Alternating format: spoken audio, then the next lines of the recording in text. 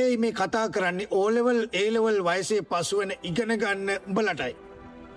ඔය ෆෝන් එක උඹේ අධ්‍යාපනයේ කඩාකප්පල් කරනවාමයි.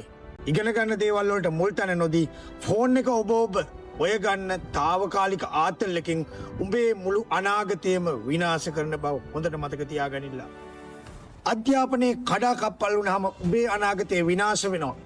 බලපල්ල සමාජ අධ්‍යාපනයක් නැතිව දුක් විඳින මිනිස්සු ඉස්සෙල්ලාම තමන්ව කන්ට්‍රෝල් කරගනින්න. පොතපත ගනින්න. ඔය ෆෝන් එක පැත්තකට විසි කරපල්ලා. පාඩම් කරපල්ලා. විභාග සමත් වෙලා අනාගතේ ගොඩනගපල්ලා.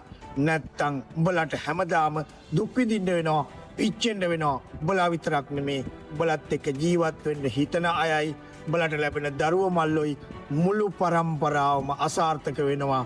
පිච්චෙනවා. දුක් විඳිනවා. මේක හොඳට මතක තියාගෙන අධ්‍යාපනයට වැඩි කැපකිරීමක් කරපල්ලා. ෆෝන් එක භාවිතය අඩු කරපල්ලා.